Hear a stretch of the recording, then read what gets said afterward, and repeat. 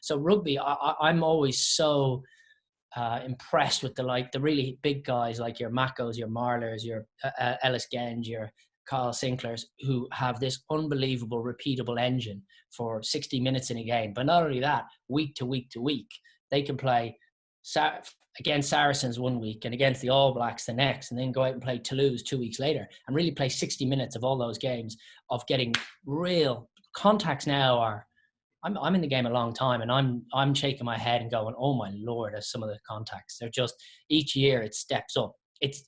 The players aren't getting so much bigger, it doesn't feel to me, but how hard they hit each other gets bigger and bigger. On this episode of The Lockdown, I talked to a referee, not just any referee, one of the very best in the business, JP Doyle. Now, JP refereed me a few times, sometimes good, but mostly bad, and mostly my fault as well. Fantastic referee, great interactions with the players and the coaches, but how hard is it to be a referee under the spotlight at the minute, the profile of the game and social media? Enjoy.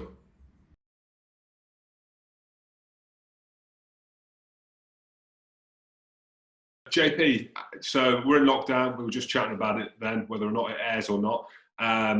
Training seems to be the go-to for all of us. You've got a watt bike. Some people might question why referees now are trained so hard. But I mean, I'm mates with Frank Murphy, obviously speak to Wayne Barnes. You guys take your training pretty seriously, eh? And I suppose it's been a bit of a release as well during lockdown, naturally.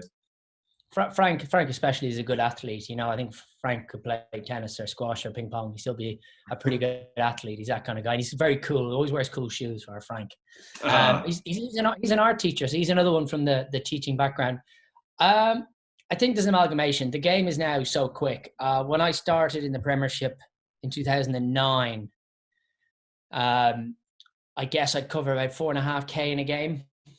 Now there are games where I've broken the 10K barrier. I've only done it 1 or 2 times, but you can cover 10K in a game. So the length of game hasn't changed. And in fact, the stoppages are now longer, as you hear Eddie Jones talking about, but the ball in play is higher. So you get there's less plays in a game. If you want to take an American football analogy, maybe there used to be 150 plays in a game, but now people knock it on less. It's better continuity. So maybe there's 80 plays in a game, but the ball in play has gone up. So you can have 5 or 6, 20, 30 plays in a game. Now, the way players move now, they do a lot of drop back. You stay in your pods, you stay in your position. They actually don't run that much more than they used to. But if you move the ball across the pitch, like a Gloucester, or even in England, how much England use the kick pass, for example, you have to cover that distance. So you might be just running across the pitch, not up and down it, but you can cover very big distances. Now, if you're fatigued at any stage, you will get fatigued and you will make bad decisions. But the more fatigued you are more often, the more often you're going to make bad decisions. Everyone's good decisions are great. When you make Jim, you could come referee a game, make 20 good decisions, and all those 20 good decisions are perfect. I need to know the Lords first, though, JP. As you know, you refereed me a few times. But you could probably guess 20 right. You can reduce the amount of times you're making errors of those and the timing of those by being fitter, stronger, and more aware. You've got a better chance. Knowing the laws is really important. You'd want a policeman or a lawyer to know their job inside out. But the application of the law is far more important than actually knowing the law. But one underpins the other. So the fitness now is huge. I'm a bit of a CrossFit loser, so I would do CrossFit every day, and I would do a watt bike or a run or a sprint session or some sort of resistance work on top of that. So I would try and do 2 sessions a day, 6 times a week, and then 1 big session at the end of the week. So try and do between 9 and 12 hours training a week. So about 50 hours a month is what I would kind of allocate myself for training. Mate, it's a proper setup, isn't it? So across the board, and I know there was a lot of interactions between, I think it was Carl Dixon and Richard Wigglesworth about how fit the referees need to be compared to the players. He was arguing the referees need to be fitter. But across the board, you're all really fit. You have to be. And we can maybe talk a little bit about the really top elite level games if you're like a New Zealand England game or a top level international.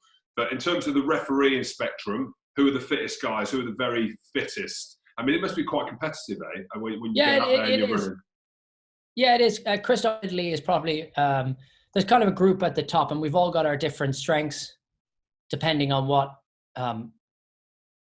activity you put us in, or how much resistance work, or how much weight you put. So you've kind of got Christoph Ridley, Tom Foley, Carl Dixon, myself, and Craig Maxwell Keys would probably be the 5 who are the fittest and would run good Bronco times, which I think is now, we're not Bowden Barrett running 4:10, but some of the guys would break 4:30. Really? Okay. Yeah, they would. Yeah. Christoph Ridley would run mid 4:20s, maybe a bit better. Craig Maxwell Keys the same.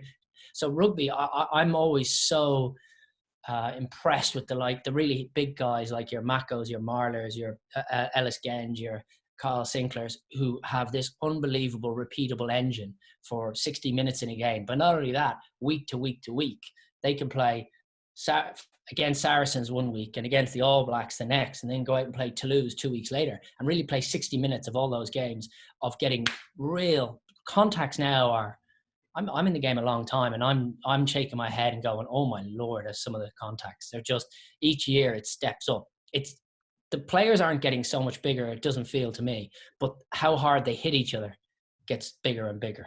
Yeah, because that was you're almost answering another question, because I mean, I retired 3 years ago now. This would be going into my 4th year at the start, and I watch the game now in the media and from a superficial kind of level up high, and I can't actually believe that I played the game. How different, like it being on the pitch, is it year to year? But you go back to 2009, 2010, where I was in my prime, to where the game is now. Do you notice a massive shift? Because a lot of people ask the question, don't they? Like, how much more physical is it? It's different. You would have been fine now, Jim. It wouldn't have made any difference. The guys who made it in 2010 would still be equally as good now, but you'd just be trained slightly different. Someone like you probably be earning a lot more than you used to back then, because now the second row is paid a lot more because of what you need to do. Second rows need to be much, much better in the line out than they ever were.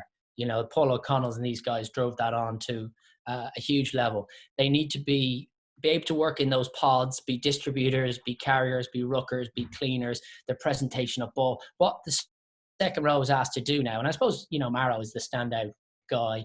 George Cruz is the other end of the spectrum from Amaro. When they play together, it's frightening how good the two of them are. But there are the class players from 5-6 years ago, like Victor Matfield wouldn't struggle nowadays. He'd still be class. And there'd even still be a place for backies, but he just wouldn't be able to do some of the other stuff he used to do. Jim, you had a very specific job when you used to play for Scotland around that 208 to 212 time, where you were told you need to rough these guys up and be involved. Yeah. That's not really a thing anymore. It doesn't seem to be. No. I don't have to deal with fights ever. It's just not something I had to do. Where 10 years ago I had to jump in and try and not get I remember Carl Ferns trying to punch Carl Ferns. It was a fight at Sale versus Northampton, and I pulled Roger Wilson, who was an Irish guy playing for Northampton. I pulled him back out of the way of the fight, and Carl Ferns threw a dig and hit me square in the eye. Now it wasn't on telly back then, but my eye, black-eyed and closed. It was my own stupid fault for getting involved, but he went white as a ghost. You didn't mean to do it at all. And I was like, oh sugar, I've just slapped the ref. Now he thankfully clipped Wilson on the chin on his way through to hitting me, which was a complete accident. But it was my eye closed up, and I remember the Sale pack laughing at me for the rest of the half about, look at you, look, what do you look like? You're an idiot. But that sort of side of the game from 10, 12 years ago now is gone. It just doesn't exist. It's a lot of holding, because they spend so much energy whacking each other, they don't need to hit each other. Yeah, of course. Yeah, so it's who can look the scariest. And that's where I genuinely think I would have come to the fore, because it was this self-proclaimed enforcer that deep down really didn't exist. I want to talk a little bit and just try and get to the foundations of it, of actually what it's like being a ref, JP. So having been a player, right, and the first thing you do when you go into a changing room, mostly when you lose, even when you win, right, the first interactions you have as a player is always about the ref. Always. It's a moan, it's a dig, you question the decision. Personally, the way that I played, I'd always look for I'd always look for an excuse to why that penalty was given away, why I got yellow carded. But especially in today's day and age, where you are judged not just by the players, by the stadium, but social media, which is horrible. And we can maybe talk a little bit about that. But what's it like being a ref? How can I answer this best? Right. Okay. So it doesn't really, Jim, I reckon I refereed you 30, 40 times. You would struggle to tell me the games I refereed you in. There'll be one or two you remember because they were really big games and it was a final or it was a bum, bum, bum. You won't remember. But I can tell you what, you will remember how I treated you. So if I was decent to you, it doesn't mean I was friendly or anything else, but treated you with respect in the right way, you will remember that about me. The coaches remember exactly what game I refereed, but the players don't. So the referee, it's your job in a close game to moan about the ref because that's an outlet. Golfers blame the caddy, the wind, the spike mark. It's never the golfer's fault. It's never the practitioner's fault. That's just sports psychology. So I have no problem with that. They're not blaming me, JP. They're blaming the kit I wear. You put the yellow jersey on, the Premiership jersey on, you're the bad guy. That's fine. The opposition are the bad guy. It's fine. It's my job, and I'm a school teacher. I always give the children a fresh sheet when they come into class every day, no matter how they behave the previous day. It's the same with the players. It's not my job to judge them. It's just my job to put in place the agreed protocols and rules that the clubs have all agreed to. So being a ref is really easy. What's really important, or I've always felt as a referee, and you're always going to do a close game that they win or lose. And I saw they replayed a game we were involved in, that Worcester-Gloucester game that you and Goody played in. And both of you were saying, oh, we should have this and we should have that. And I was giggling to myself. It's great. Yeah, I think you had a push at the line out at the back. But because Ben Kay said it was only a little push, he shouldn't have been a penalty. And you can see at the end, you were giving him a big push and he fell over on his head. But I didn't touch him. At the time, I didn't touch him. But you look back and actually, it was a push. Yeah. But that's your job, is to say, no, that's terribly harsh and whatever.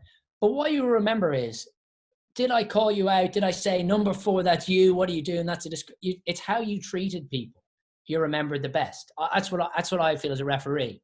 So my job as a ref is to impose the rules. My job as a person is to have compunction and understanding and sympathy out there behind the referee. Does that make sense? Would that our interactions over the years, would that seem right? Yeah, absolutely. Look, Jay, that's for me. And I think, what you have to remember is and I've spoken about this in other interviews that I've done with people, is you're a young kid still. You're mid-20s now, which is the prime of your player when you talk about Atogis and Cruz and Sinclairs and stuff. High testosterone, competitive. And I was chatting to Dan Bigger. It was really interesting. We had Dan Bigger on the podcast that I do with Goody. And I maybe jump forward to a question because we're kind of in this moment now talking about it, is he is the ultimate competitor. And I'm going to put a few people in that because I know that people are starting to question their interaction. So Owen Farrell being the one with the England captain, Dan Bigger being the obvious one because of the Six Nations that's just gone by, in terms of how they throw their arms up. And you can see there's that like antagonism between the player and the referee, and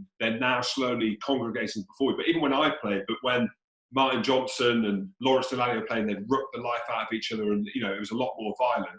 But the referee and the interaction with them was a lot more submissive, whereas now you can kind of feel it's not like football yet. Are you noticing that more and more?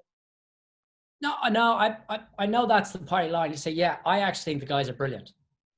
And I don't mind naming some guys because everyone I'll name here, I think, are brilliant. Yeah, great. Yeah, because we're not looking for a headline. I think they're all brilliant. I think Chris Ashton is one of the funniest guys. You talk to the warm-up, you say, hi, Chris, how are you? Oh, grand, JP, what's up? I said, we're going to be okay today. Oh, yeah, I promise. We'll be good. 5 minutes into the game, he's like, and I'm like, Chris. And he's like, oh, I'm sorry. A lot of it, you need to know the difference between someone having an honest, emotional outburst, which can be just panic or pressure or want or desire. Coaches, it can be a million things. So you've got to compartmentalize how someone is really upset in a moment or someone overstepping the mark. Now, guys there was a guy you captained by Greg Laidlaw, would put tremendous pressure on you, was brilliant at it. He'd no teeth in, and he sweating and difficult scrum half. He'd come up and he was bright and articulate, and he could put you under pressure. And it was great. But because we now wear a mic and a camera, TV can show it as something that's very sterile, where in reality, it's just, I want guys to be able to come up and speak to me, and chat to me. Now, sometimes you send them away because they need 30 seconds to drop the mist. Owen Farrell's improved unbelievable, and he's fantastic on the pitch. Brad Barrett's another guy I always speak about. You play with the guy's a warrior. You know, I don't think you've any idea how good Brad Barrett is at rugby until you've been on a pitch with him. And you go, that guy's really, really good. I don't fully understand all the ins and outs. He needs to be selected and not, but I know that guy's really good. Yeah. Everything about him. And he puts pressure on you and he defends his players. But he's just a brilliant captain. You meet him then off the pitch and he's an even better bloke. You know, you see these guys, Owen Farrell, you meet him off the pitch, super, super, super. On the pitch, he can be challenging, it's difficult. He's not on my team. He's not there to make my life easier. Now, if these guys overstep, yeah, you can work on that and you might have a falling out. And okay, that'll happen. But it doesn't mean they're bad people. It doesn't mean the press should be after them. It doesn't mean that the respect of rugby is all gone. One guy having a bad moment doesn't mean the respect for refereeing is gone. We watch rugby 24/7. I'm a rugby pig. I watch so much rugby. And I don't see referees getting attacked. I might see a referee having an argument with a player. But that can happen. Geez, I have an argument with my wife during lockdown all the time. It doesn't mean you're not husband and wife. You know, I think we need to just be really careful with that, blaming players that they're not good at refs, because we still want them to talk to us. The big difference between football and rugby, and I always use this analogy, is if I play left back in football and the right full forward, the right winger gets injured, as a left back, I can have an opinion on that tackle. You know, it was fair, it wasn't fair. The only way to get to the referee is to run over to him.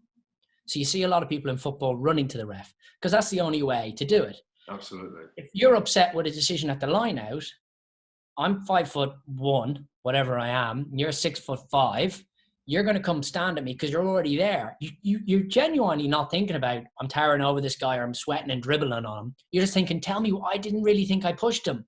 You did, Jim. Just have a look at the TV behind you. I'm sorry about that. It is a penalty. And it can look confrontational, but it's you just going, oh man, I'm going in so much trouble from the forwards coach and the coach. Breaking those things down, those barriers down are really important. Yeah, that's that JP. That's class, because I think a lot of people out there take a superficial stance on it. They'll look at these big internationals. They'll look at certain instances. They'll look at Owen Farrell's face and his demeanour. They'll look at the way that Dan Biggar reacts and interacts, and they automatically, you know, especially if you're on the opposition team or you're especially when the opposition supporter, when those guys are on their team. They think they're the best guys in the world, yeah, you know, brilliant. And they defend them to the, like you've played with those guys, you've seen, and I think Brad is a great example of a brilliant captain and a brilliant warrior. Yeah, he's the best. Yeah, he's the best. Dylan Hartley was another guy, great captain, great guy to deal with, would put pressure on you. You know, everyone has ups and downs and good moments and bad moments, but you look at the 12 captains in the Premiership, whoever they are, they're, sure, even Goody sometimes on the pitch would be the best guy or the worst guy, depending whether it was 4 o'clock or 4:05. You know, that could be the difference between him. And that brings me on to, right, so the world that we live in now, the microphones, the TMOs, I don't really want to talk about the TMOs. I actually think they're brilliant. I really do. I think where the game is now, how difficult it is to referee. But what I want to talk about is the big screen, right? So you make a big decision in the game, with or without the TMO, you're at a Kingsholm Stadium where clearly whatever goes against Gloucester, they're going to be booing, they're going to be jeering or whatever. Is there any moments in the game where you look up and you think, shit, I've made the wrong decision? And how do you deal with that? Yeah. Oh, yeah. Oh, God, yeah. And it's wrong to describe them as the best moments, but they're the moments that, like, I use the example, I did a game, Clermont versus Bordeaux in the European Cup. It was, you probably remember it. It was a famous one where Morgan Parra tapped and went instead of kicking the 3 points that would have put Clermont through. And Bordeaux's coached by Joe Worsley and all this. And they come to me before the game and they say, JP, we're going to run a non-compete line out at some stage. And I was like, okay, great, no problem. I really appreciate the heads up. That's huge help for me. The call is Kangaroo, whatever they told me the call was. I was like, right, okay, I'll make sure I listen out, get Jefferson Poirot or something to give me a nod. And I won't tell the opposition, but it lets me know, because it's such a difficult thing to referee. I said, Joe, you're not going to do so much stupid though. He goes, no, do it on the halfway line. They did it on the 5 meter line, defending. Non-compete line out. Clermont form a maul. And Clermont is probably, it's like the Gloucester of France, isn't it? It's an unbelievable place to referee. So they form a maul, goes over the goal line. Sakopi Kefi, who was playing for them, comes round and tackles them all and blah, blah, blah. He was technically offside. There's loads of technical jargon around it. Anyway, the decision I gave was a penalty and a yellow card, no penalty try, because they could have stopped with the guys that were there. Yellow card, and I'm totally happy with my decision. That's easy peasy. And then my French is okay. So they, Monsieur, il était on, what does it call it? What's it called? Non-defense line out, sacrificial line out. And I'm like, okay, right. I look at the screen. I go, oh, it was. They stood off. Now, Kepu was offside at line of touch. So it still was kind of the right decision. But everyone else had now realized I got it wrong. And I was like, oh, no. So I've been them. Bordeaux were winning by 17 points at the time. Clermont scored 3 tries in 8 minutes. I'm like, Joe Worsley standing on the sideline just looking at me. I'm going, oh. Can you feel it? Can you feel it as well? Yeah, I know I've made it is the right decision, but it looks like the wrong decision. I'm going right. I had to steel myself to not change my refereeing for the next 50 minutes and just let the chips fall where they may. What's happened has happened, blah, blah, blah. Now, Bordeaux went on to win the game, and Joe came up and gave me a hug on the pitch and laughed and punched me in the shoulder as I walked off messing, and it was great. He actually gave me a lift home, and fine, great guy. But that moment of knowing you've got something wrong in front of a big crowd, big TV audience, you're like, oh, no. It happens all the time, but you've just got to, it's a bit like a player. You make a mistake, give away a penalty, your yellow card, you're sitting there for 10 minutes. You can't come on and play like you've been yellow carded. You have to come on and just play normal. You're going to make things worse. Of course. And that's the challenge. So there are times when I had a famous game at Saracens. You were at Saracens at the time. You will remember this. This is an unbelievable finish. Saracens versus Gloucester. Saracens were winning. I played the game. James Hook kicked it from the halfway line. James Hook kicked it from thing. So it's 80 minutes. I say time is up. Gloucester have the ball. They're playing on the halfway line. They knock the ball on. Saracens pick the ball up. Advantage Saracens. Neil de Kock gets the ball. Runs around. I'm thinking he's just going to kick it out. He accidentally beats a couple of guys. He's like, I'm in the free here. So he runs from his own 10-meter line across the opposition 10-meter line. So he runs 20 meters. So I'm like, advantage over. Okay, maybe they're going for an extra try. Or he kicks the ball down. Chris Ashton, playing for Saracen, tears out of nowhere. And I've called advantage over 5 seconds ago. Scores a try. And I'm like, where did Ashton come from? I know he's so quick, but geez, where did he come from? So I go, look, I'm going to check. I know you granted, Chris. I just want to check you were onside. Now, the only problem with check, if I'd have given the penalty for offside when Chris was running, it would be from where I saw him offside. So it would have been from 65, 70 meters. But because I checked it on the telly and I'd already called advantage over, I then had to give Gloucester the penalty where Chris Ashton was offside because I called advantage over. And James Hook up the hill in Gloucester kicked it from 52 meters straight over the middle of the post. And I was like, oh my Lord. I remember Richard Wickley coming up at the end of the game going, well done, JP. And I was like hey, I don't know what to say. I don't know what to do here. So sometimes the way the game goes can just go against you as a ref. Saracens, I don't know if you should say they should have won it, but it looked like they won the game because time was up. They had the ball. They had advantage. There's no possible way in which a situation can happen. But there's always the one-off. There's always that crazy to say. I don't know. You remember that game? Oh, mate, I remember it. You penalised me early on in the game. I made a tackle on Charlie Sharples and I hit him so hard. He dislodged the ball and I thought he concussed himself. And I'm really good mates with Sharples. So instead of rolling away from the contact, I'm on the floor checking he's okay.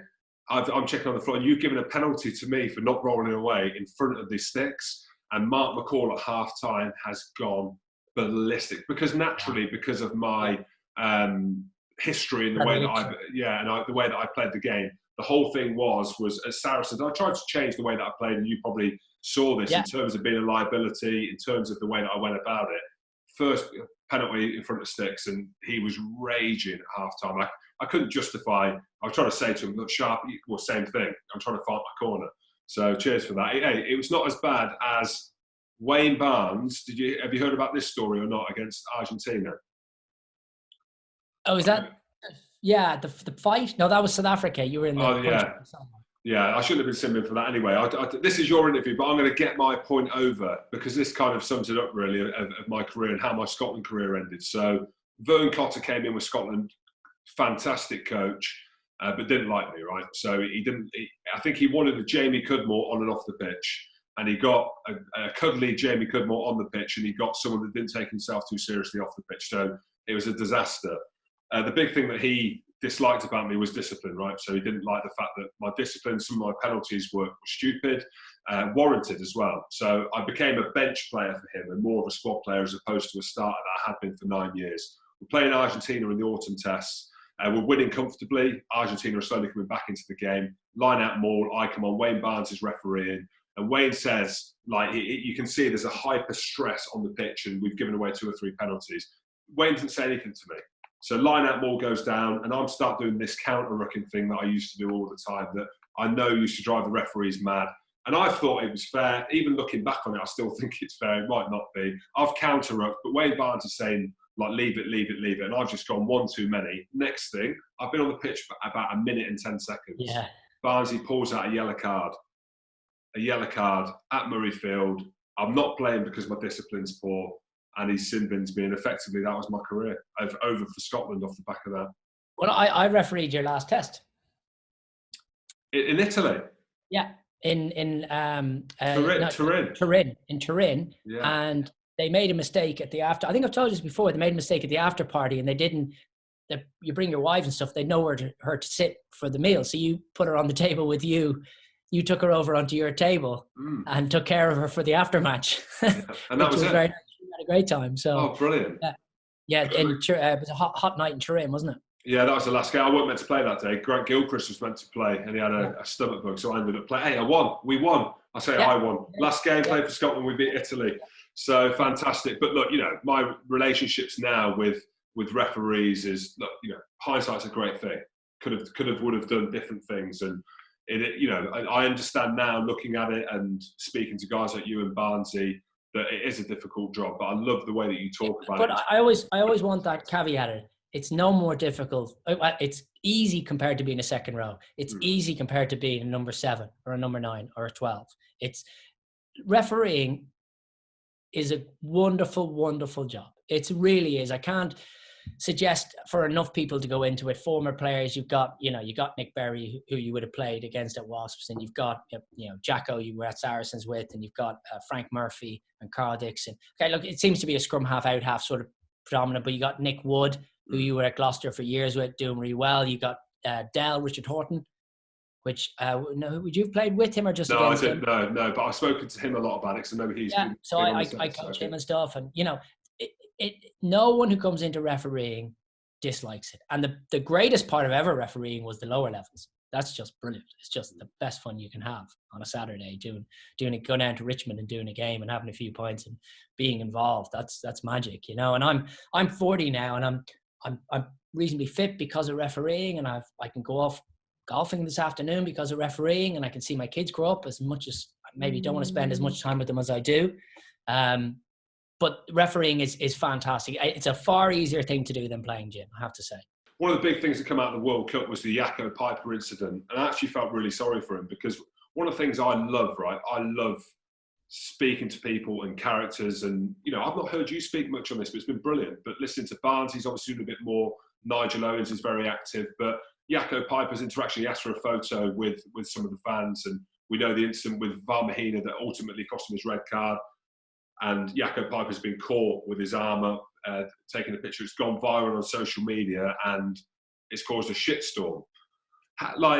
What happens in the public domain? So when you go out there, and people ask you for pictures, do they ask your opinion on different things that have happened? You just try and say nothing, do nothing.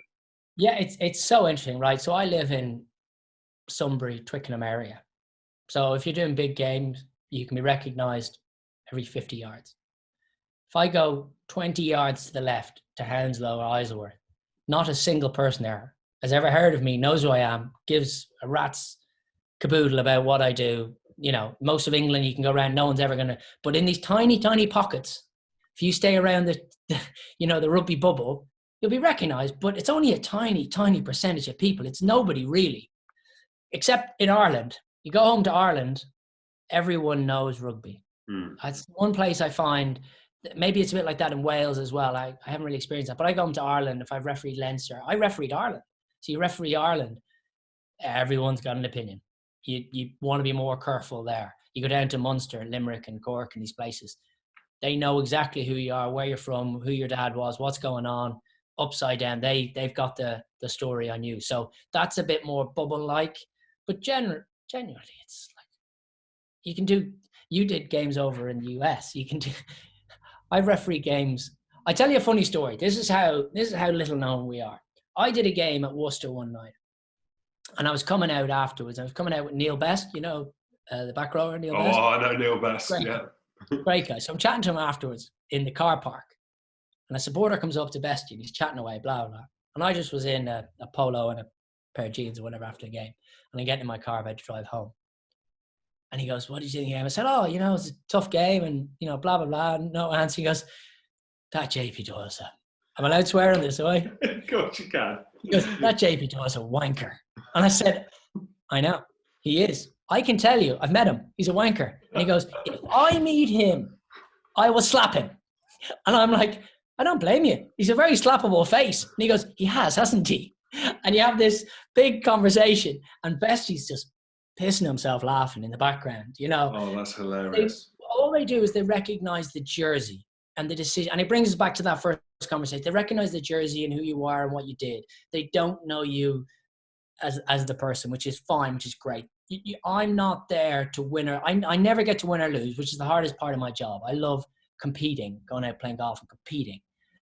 But refereeing, you're trying to be zero. And that's very difficult. You're normally minus, but you're trying to be zero. That's the best you're going to get. So I was on a train coming back from Bath. I did a game in Bath. And I was having a couple of beers on the train on the way home. And a couple of supporters sat down with me on the way back. I can't remember, I think it was London Irish supporters were coming back. And they sat down at my table. And they're chatting about the game. And I didn't have any insignia on me at all. And they were going on about the game and this guy and that guy. And then they started talking about the ref. And they spent an hour and 20 minutes bagging the ref, calling him everything, whatever. So anyway, JP's this and he's that and he's the worst and he's the best. And I don't mind him. No, you're an idiot. He's the worst. Right, okay. So I'm there. Yeah, do you want some more beer? And I got one here. You can have one. And I stood up and he goes, sorry, I never got your name. And I went, oh yeah, JP Doyle. Good to meet you.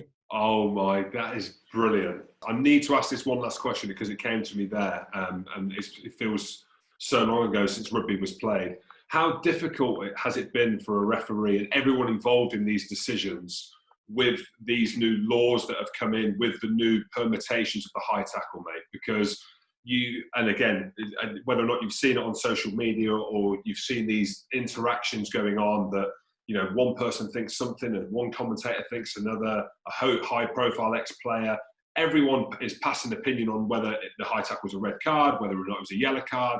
How difficult has that been as a referee on the pitch, but also after the game when you're looking at it, you're thinking, my goodness, mate, what do you do?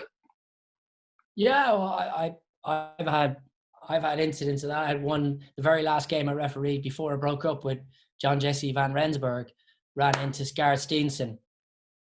What do we do here? I don't know what to do here. I'm trying to work out. We're going to try and use the delineations, the protocol, the framework, what we're in. I'm trying to say it out loud and on TV in front of people to explain it to people. I'm trying to do this live on the hop and within 30 seconds or a minute or whatever it needs to be, because we need to get on with it. Then I need to explain it to the teams. And then we need to get on with the game, then deal with the aftermath. That's tricky, but that's the job. And the really, really horrible, difficult decisions, there's probably more if everyone's debating around stuff, that's easier. This guy says play on, this guy says red card. Okay, well, we'll probably fall in the middle somewhere here in the end, and the ref won't be that much to blame. It's when everyone doesn't understand your decision. That's the big problem. If I go, right, well, that's a red card. Where did you get that one from? And I don't want to mention the examples because it might throw someone on the bus, but we've seen some tackles where everyone's gone, well, that's just play on. What are we doing here? How is that guy sent off? And that's just a referee error. And we can recalibrate off that. But we don't want those used as examples forevermore as, well, that was a red card, so these 10 examples should be red cards. Does that make sense? Yeah, absolutely. The easy decisions are easy. The tricky ones everyone get on with, and the ones we make a mistake, we need to come out and acknowledge so they're not used as, well, here's 10 examples of what weren't red cards when that one was. And I think that's the big middle ground. So it is difficult. but so is I'll stay on my same point. So is playing hooker or second row, calling the lineouts, or playing number 10 or number 14. It's really, really hard. Everything's hard in professional sport. Of course. Well, JP, thanks very much. Who'd be a referee? Luckily, there are a few good ones out there, and you're one of the very best. So I really appreciate you talking to me, mate. That was class. Loved it. Cheers, Jim. No worries.